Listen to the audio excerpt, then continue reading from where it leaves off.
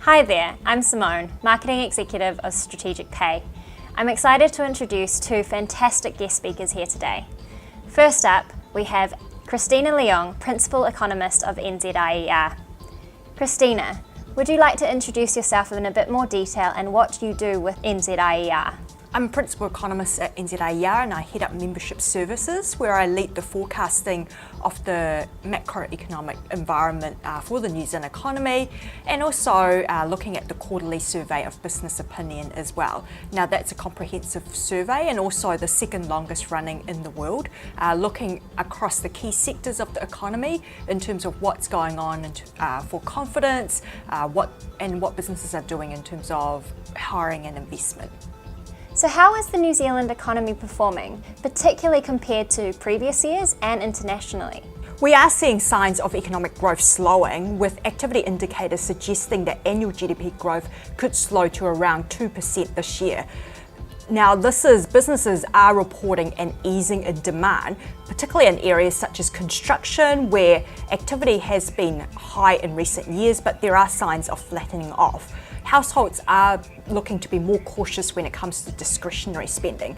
However, when we compare it to across a longer time frame, although it is well below the 4% that we saw around back in 2016, it still represents a fairly good outcome for the New Zealand economy, particularly when we compare it across the major economies such as Europe, the UK and Canada. Looking at the government balance sheet, that's in fairly good shape, and with a higher than expected surplus. Now that reflects strong economic growth over recent years and also prudent government spending. What this means is that the government will be in a good place to withstand any negative shocks that it might have, for example, what we saw with the recent Kaikoura earthquakes. So it does actually make for a positive picture. And how do businesses feel about the economy? And how is business confidence? Business confidence fell sharply in the wake of the new Labour-led government taking office.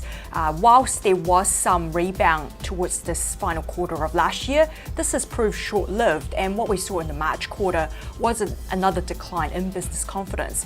Overall, recent changes such as new labour laws which have increased, for example, the minimum wage, have seen increased costs for many businesses.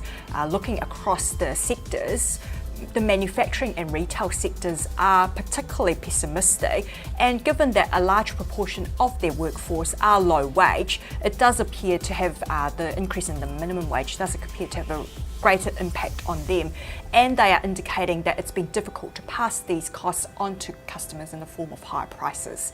As a result, we've had weak profitability, and that's weighed on business confidence. What is the growth outlook for New Zealand? And in what particular areas? Although growth is slowing, we do have areas which are still showing reasonably solid demand. Businesses report some easing in growth, but when we look at things such as construction, whilst there has been some flattening off in demand more recently, the fact that we've had that surge in population in recent years should continue to support residential construction over the next few years. Looking at other areas such as global dairy prices, that's picked up in recent months, but there is the risk that with the slowing growth with China, that demand in turn will slow for our dairy exports. So we have talked about industries and sectors, but what regional areas are performing particularly well or falling behind? When we look at business confidence, the decline in sentiment has been broad-based across the region, so it does suggest that activity may be slowing across New Zealand.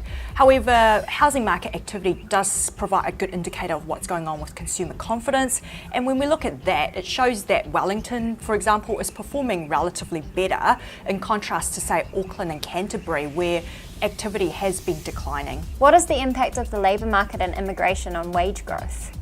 Businesses have become more cautious about investment, reflecting the weak profitability over the past year. This is despite the fact that wage growth is picking up, which should start to encourage businesses to think more about investing in labour-saving technology. When it comes to investment in infrastructure, there remains a solid pipeline from the government, and that reflects the strong population growth that we've had.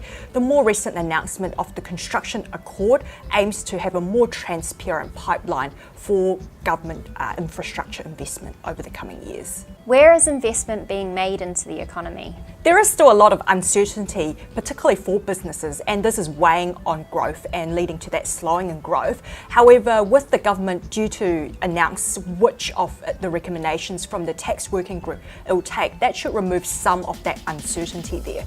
Overall, we are seeing a slowing in the economy, but as looking over the 5-year time frame, we are still expecting annual GDP growth to average around 2.6%. So that still reflects a fairly favourable outcome for the New Zealand economy. We detail our forecasts in our quarterly predictions, which is available to all members of NZIER.